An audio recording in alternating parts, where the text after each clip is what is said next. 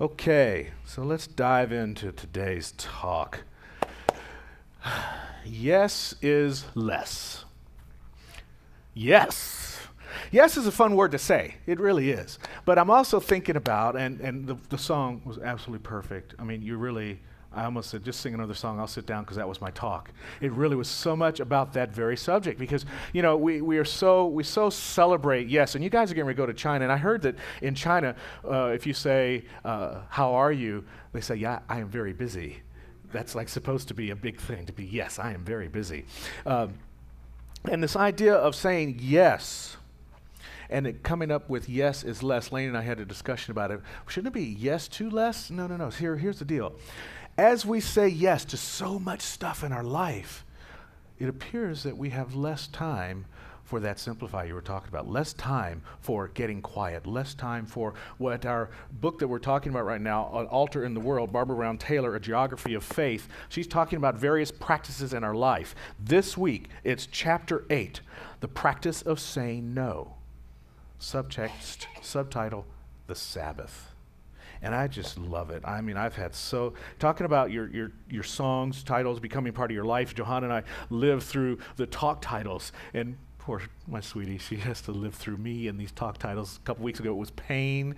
Man, the whole house was filled with pain, But this week it was really sweet. This week it was all about the Sabbath. It was so cool and calm, and her son was here, Kabirdas, and he just sat at the table and practiced his Japanese all week. And even the cats. I found Yoshi this week was laid out. Now you have to understand that the evolution of this cat Yoshi that's been in our house was the scaredy cat, like anything, right? Now she's the one that's at the door first thing, ready to go outside. She was never an outdoor cat. Now she loves to go outside. She's made friends with the squirrels. They just sit and look at each other and don't chase or anything like that. But she is a little bit of a hunter. Don't bring a bug nearby. She's going to get it. So this is the kind of cat that this is. But this week she's on her back, cleaning her paws, just with her legs all out, just totally chilled out. I even brought the vacuum out of the closet and she did not move.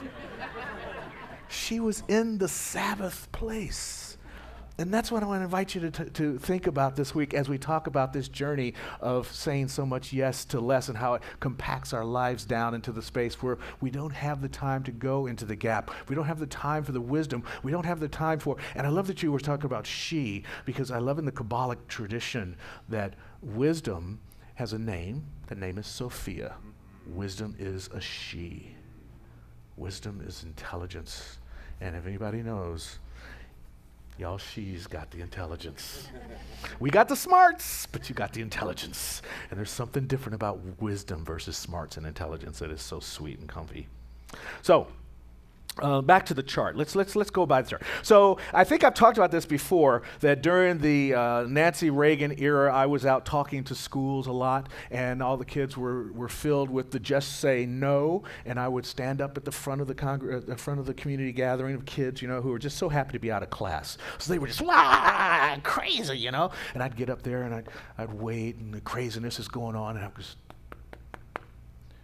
just say yes. Ooh, he said just say yes, oh my God. Because they were all about just say no. They were all about the limitation, right? But I was saying, if you just say yes to homework assignments, say yes to being in the band, say yes to helping your teachers after class, say yes to what your parents ask you to do, say yes to being on the track team, say yes to being on the debate team. If you say yes to enough stuff, you won't have time to say no to drugs because you'll just be too busy, right?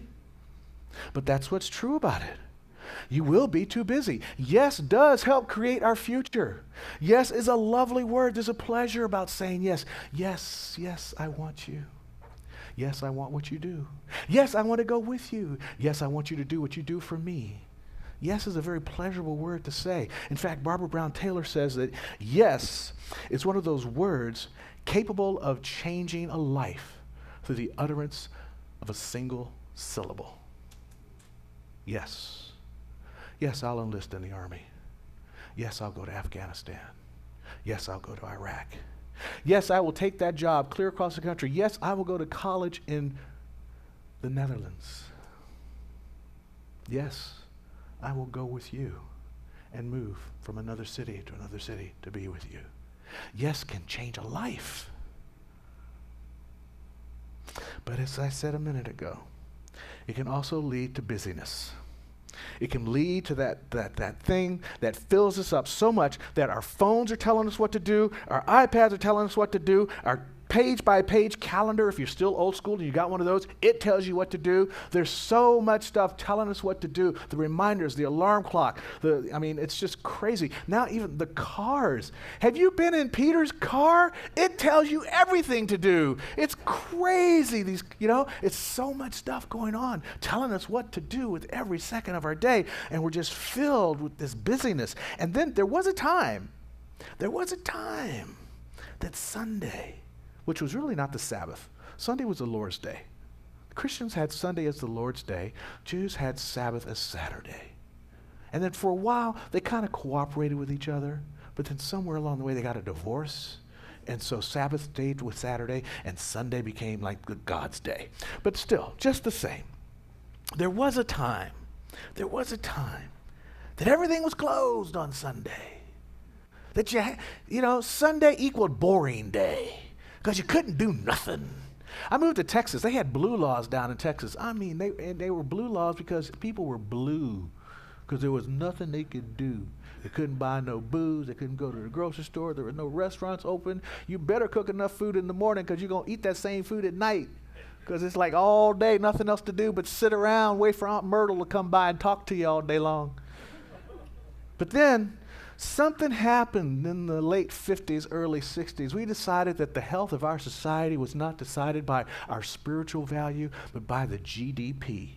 How much money? What was our gross domestic product? How much money could we make? That's what we started to measure. So everything opened up on Sundays. All the stores are open. Once the stores opened up, well, then had employees. Now, if you made enough money, you didn't have to go to work. But if you didn't make enough money and your boss said you'd be at work, you got to be at work that day. So suddenly people at work. And then if people were going to work on Sunday, well, then sure enough, Little League could play football on Sunday. If Little League could play football on Sunday, well, certainly all the movie theaters had to open up on Sunday. And next thing you know, GDP skyrocketed, and our country was healthy. But damn, we're healthy. We're making lots of money. We're good Americans. So much money, in fact, that by 1990, people were working on average 164 hours more every year. That equals a whole nother month. That's how we roll. We're not like the French or the Italians or Arthur Chang, who takes off a whole month of August.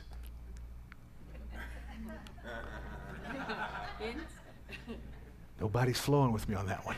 Okay. Who was Arthur Chang? No. He was my mentor. He was the minister at Founders Church.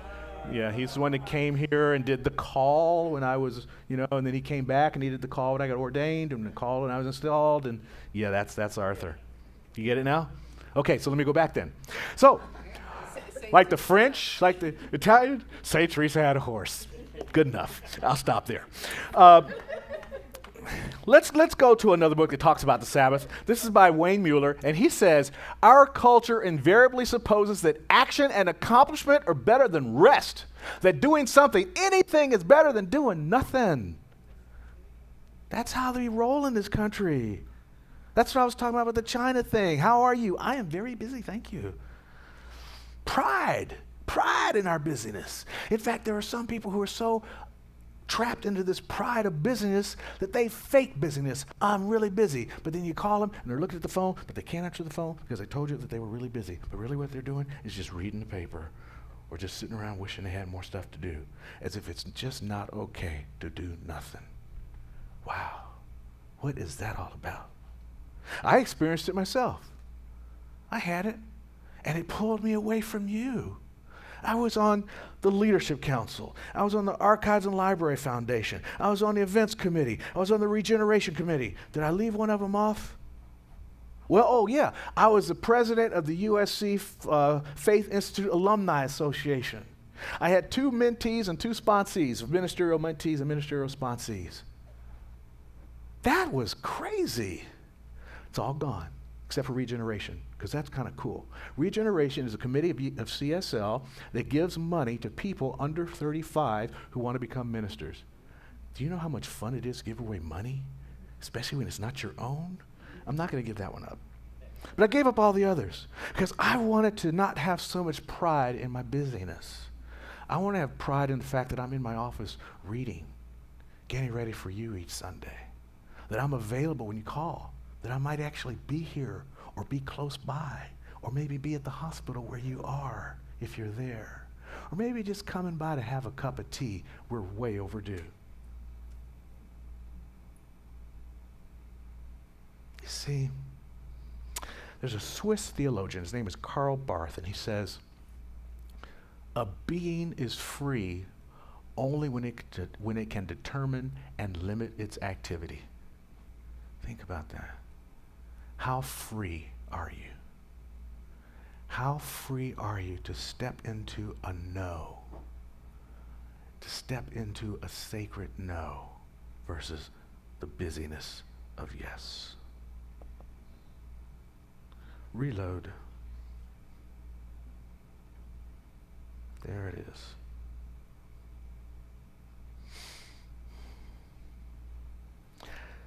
This idea that Barbara Brown Taylor's been talking about in this chapter 8, the Sabbath, is so powerful. It's so enriching to someone's life. But it does require no. It requires saying, no, I'm just going to stay home today.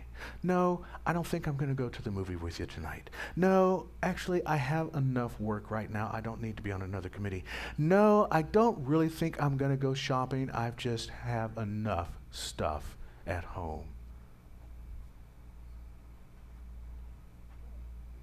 See, some of us have gotten trapped by this idea that to be truly holy is to do more, that more feels holy. But the real deal is that less can feel holy. Can we say and learn to say yes to less so we can have that experience of the Sabbath, so we can determine our own freedom by limiting our activity? Barbara Brown Taylor says this about the Sabbath. Check this out. See, this is after God has already done all its business, right? That creation, heaven and earth, sky and earth and the oceans and all the things that are taming in the sea, the rest was so delicious that God did not, the rest from all that creation, right, was so delicious that God did not call it good or even very good. Instead, God blessed the seventh day and called it holy. Now, that's powerful when you think about this. Think about creation story. 6 days, busy, making, creating, doing artwork, just doing spiritual artwork to create everything that we are. And then say, oh boy, I'm just going to chill, I'm going to rest. But it's not good that I'm resting. It's not even very good that I'm resting. It's holy. It's sacred. It's the only thing in creation that was sacred. God didn't create a sacred place. He didn't, like on the seventh day, said, well, I've rested. Let's make a mountain and call it sacred. It's not a sacred place. I've rested. Let's create a cave and call it sacred. It's sacred because it's a time for us to be sacred. It's an experience for us to be in this sacred. It's whole and everything, this thing called the Sabbath. Not a place, but a time. You see, Wayne Muller, in his book about the Sabbath, said, Sabbath is a way of being in time where we remember who we are, remember what we know, and taste the gifts of spirit and eternity, of spirit and timelessness. We stop and just be. And in that being, we remember our deeper connection to the world itself, to the part of us that is a part of the world itself. It's a powerful experience to actually step off into this time of Sabbath. And also about Sabbath, it's a great equalizer. See, we think about work as a rank, you know. Even here, we try to break down the hierarchy, but I'm the spiritual director, the senior minister, whatever. But the bottom line is that there's just one life. There's just God. There's just all of us in this thing called life itself. In the Sabbath, there is no spiritual director. There's no chief manager. There's no boss of department. Everybody laying on the beach with their top off and their tan on is just the same person. You know? That's the thing about the Sabbath. It levels the playing field so that we're all just the experience of God being made manifest on earth. That's why this is such a powerful thing for us. It's the way that we release ourselves from the pecking order of society. That we just realize that there's just this beautiful thing called this earth tent that we live in. And we're all just hanging out together, putting up our prayer flags, lighting our candles, chilling out in the Sabbath space. See, in true spiritual living, the true value of spiritual life is not found in our wealth.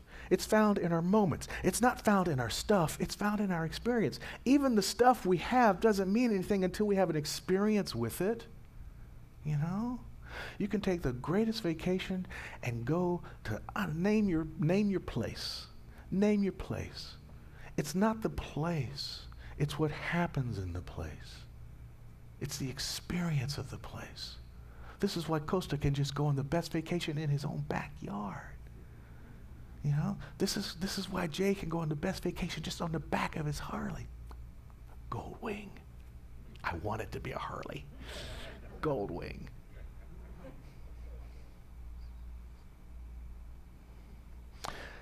Rabbi Abraham Herschel. Wow. This book called The Sabbath, not to be confused with Wayne Muller's book called just Sabbath, is so powerful.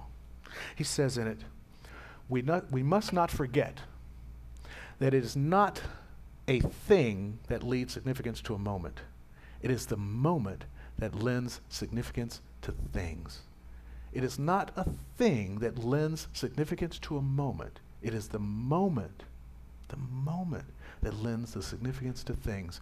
I always say it doesn't matter where George Washington was born until George Washington became what George Washington was. Then suddenly his house becomes important.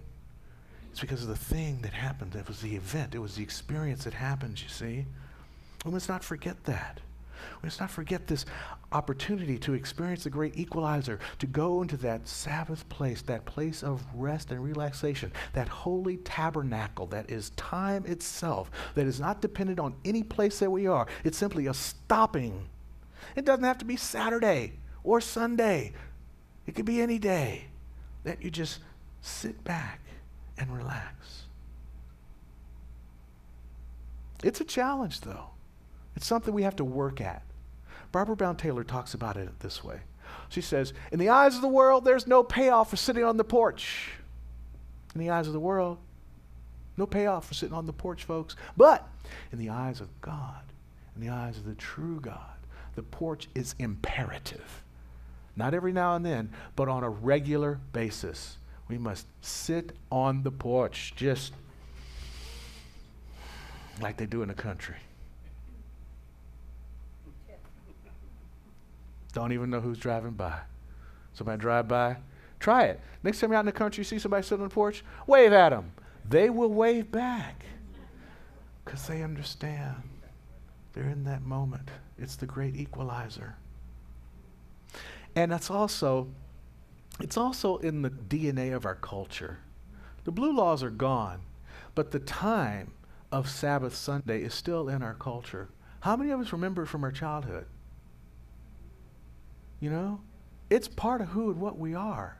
So it's not a big stretch to get back there. We can easily get back to this Sabbath experience. And there's so many ways that we can take the Sabbath back. We can claim it for our own again. We can get to this place where we can be in this blessing of time. And it might have to happen in small bites. That's okay. Maybe a whole day might freak you out on the porch or in the bed.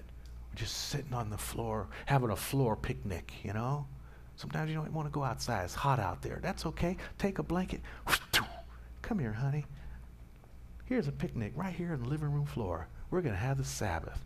That's how you can do it. There's all kinds of ways you can do it. You can simply, in a sacred moment, light the candle. Remember I talked about when Johanna's doing her morning practice and she lights the candles and the flame and the light on the candle and the light goes up and then it gets regular a little bit and then the smoke that goes when you blow out the match. All of that is an entry into the Sabbath moment.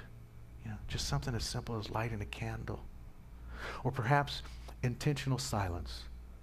Just choose to be silent. Take a walk with your partner in silence. Decide before you go, we're not going to speak.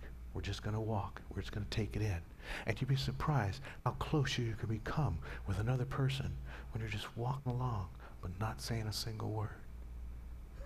You can almost feel like you're holding hands even though you're not holding hands, intentionally in the silence. Or maybe take the Sabbath by connecting with dear ones. Pick up the phone and call somebody you haven't called in a long time.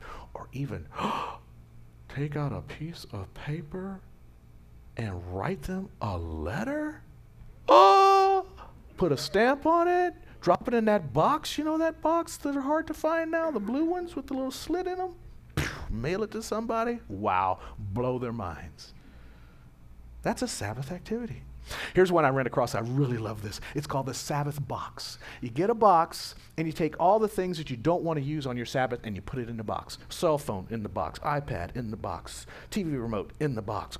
Close the box. Have your Sabbath day. When it's over, open the box, let Pandora back out.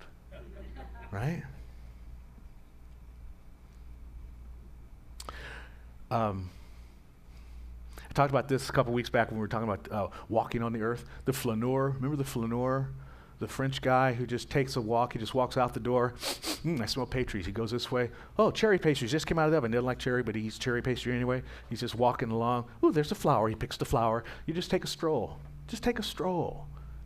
Great way to explore the Sabbath. Or use what Johanna does, the Lectio Divina. That's another one I ran across. Just take a sacred reading and go through that reading and just dive into it and read it over and over until it begins to speak its wisdom, until its Sophia comes off the page, comes out of the white fire, back off into the page and directly into your heart.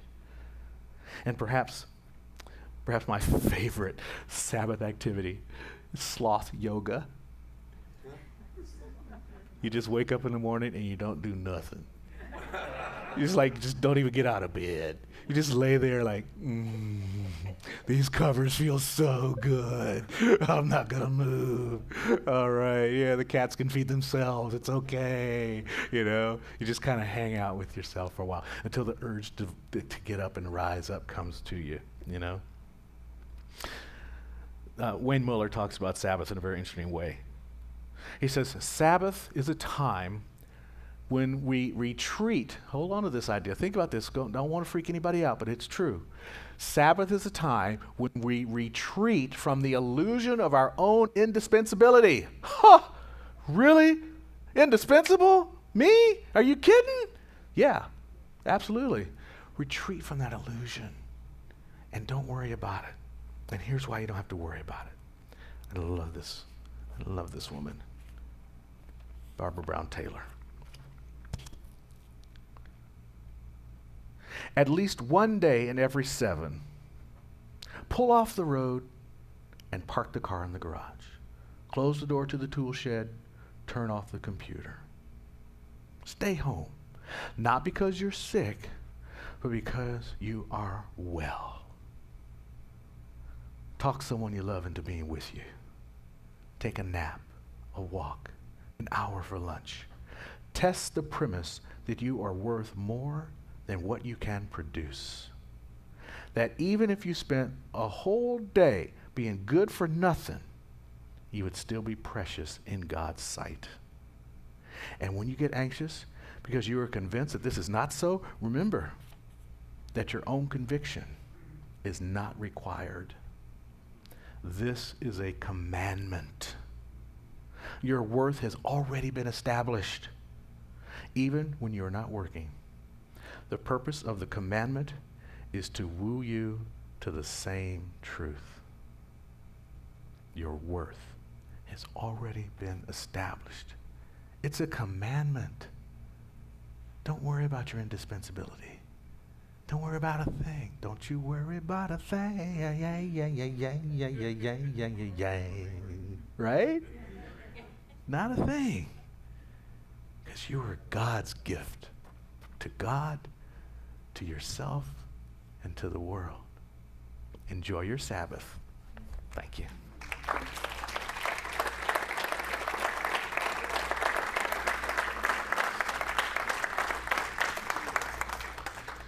So here we are. Ready?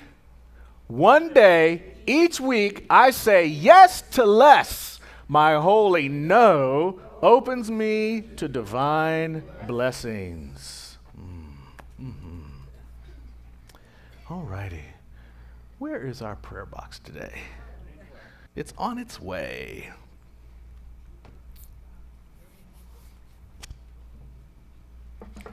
Thank you, beloved.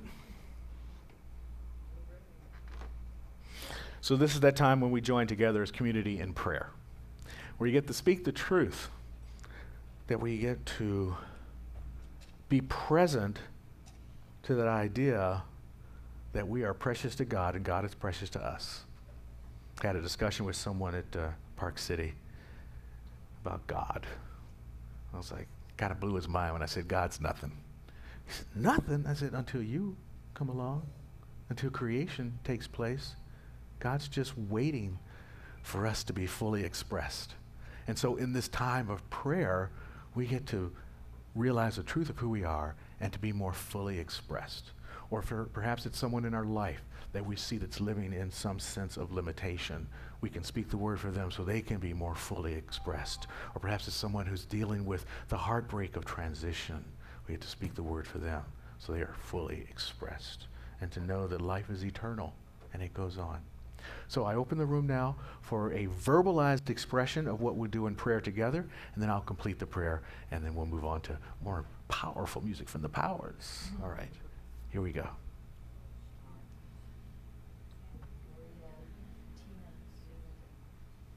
Karen.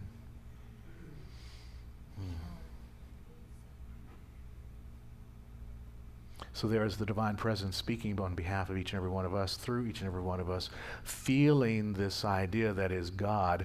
I allow us right now to join me as we settle into our bodies, as we settle into that heart space, as we settle into that thing within that knows the great Sophia, the wisdom, the knowledge, the truth, that there's only love. That love outpictures in the world as a law that leads to the manifestations of good in our lives. So we stand in that truth right here and right now, and we allow by the words that we have spoken, by the intentions we hold in mind, by the thoughts we hold in our hearts, by the intelligence of our souls, to step into a greater experience of life, to realize the more, and to know it as the same. To come to this place and to know it for the first time, recognizing that it is truly, truly a blessed place. To stand in the Holy of Holies, to stop time for a moment, to stand in eternity, and to know that God is with us always, for we are the expression of God, and God is an expression of us, means that we're always together in this thing called life. So I speak a divine blessing on each and every word that has been spoken, on each and every name that has been brought into the room, for each and every idea that has been brought into consciousness, knowing that right thinking, divine guidance, perfect outcome, divine harmony, forgiveness, health, wholeness, prosperity, abundance, removal of limitations, and then the setting of healthy limitations all come to truth, come to being right here and right now. As I feel this truth land upon the hearts and minds of each and every person in this room, I know that a divine movement has taken place, and in that movement I am grateful to be the facilitator, the guide, the support, and the voice for all of us here right now. And as I release this word into a perfect law that just waits upon its landing of this word, I say thank you, Mother, Father, God. Thank you, Divine Presence. Thank you, Infinite Spirit. And so it is. Mm-hmm.